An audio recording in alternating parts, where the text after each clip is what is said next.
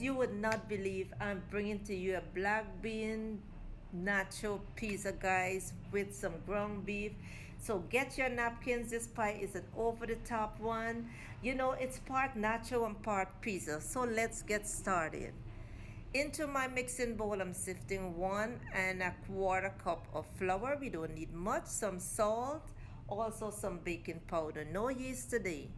I'm gonna add some dried parsley. You can add some Italian seasoning into here, along with some olive oil. And what I'm gonna do is just take my hands and mix and combine everything. And anytime I'm using flour, guys, whether it's baking powder I'm putting into it or yeast, I like to use warm water. So add a little bit of the warm water at a time until you get the desired consistency that you are looking for. I like to have my consistency when I mix flour, you know, soft and tacky. I think that's a better way of doing your mixture. Yeah, so mix it in like this. And at this time you can see what I'm talking about, soft and tacky. So what I'm gonna do is add a little bit of olive oil and just squeeze it in there, form a dough ball, and place a plastic wrap right over it and let it sit for 25 minutes. Simple and easy to put together, guys. While that is doing its thing, let's head right over to the stove. I have a pan with some oil and I'm going to add my ground beef inside. And I did wash my ground beef with lime and salt and vinegar and squeeze most of that water out. Then I'm going to add my Cajun seasoning.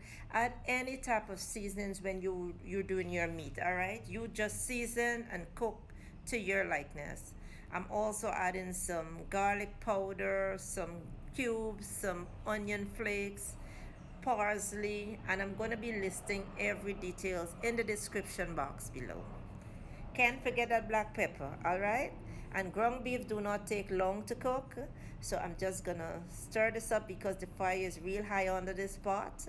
Just stir it up for about 2-3 minutes and then I'll set it aside.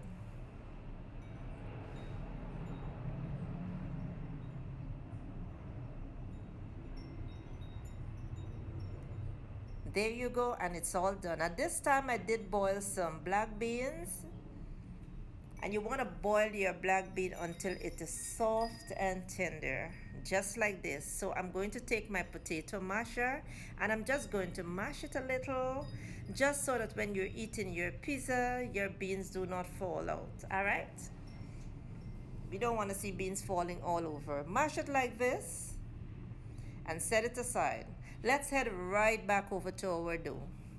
As you can see, 25 minutes after, our dough is pliable. It is very friendly to work with. I'm going to mix it in just like this and set it aside for another 20 minutes.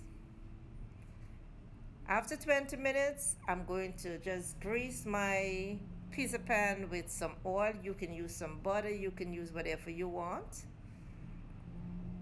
And then I'm going to place my dough, put some olive oil onto my hands and just mash the dough like this. Spread it around on the pan. Simple, easy.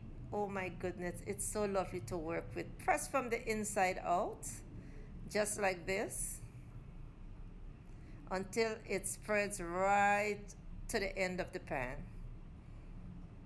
Just like this. At this time I have some bell peppers, I have cabbage, yes, I said cabbage, some tomatoes, some red onions. I also have some spinach, and I'm using tomato ketchup. You can use any piece of sauce that you want onto yours, that's fine. Spread it around like this. Then we're gonna add some cheese.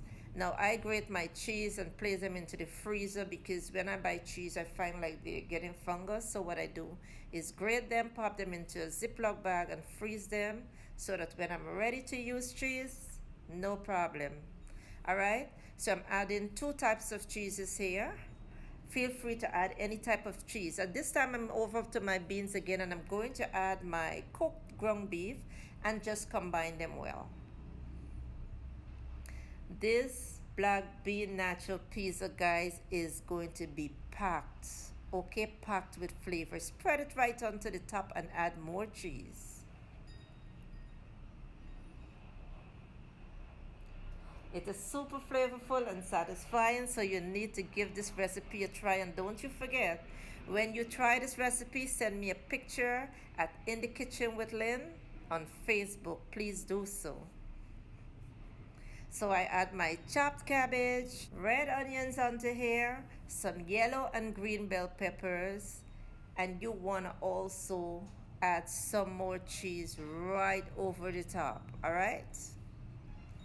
As we put layers, we're gonna add cheese.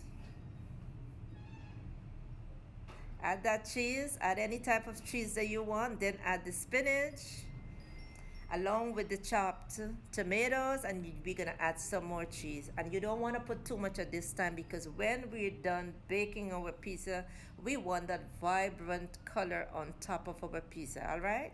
Add a little bit more cheese. At this time, my oven is 350 degrees Fahrenheit, and we're gonna bake this pizza for 25 minutes. So our pizza is done baking. This is what it looks like. I'm going to just check the edges, making sure that they're not stick to my pan. And once they're not stick, I'm going to move them right over. Right over to my plate. Just like this. Look at how beautiful my pizza is.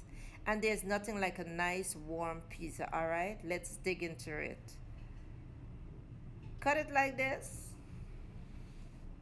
And here you have our black bean and ground beef pizza. Oh my goodness. I felt I was eating a burrito and pizza at the same time, guys. Yes. So give it a try. Leave me a comment. Don't you forget to subscribe. Give my video a thumbs up, alright? And enjoy. I will see you in my next video. Bye for now.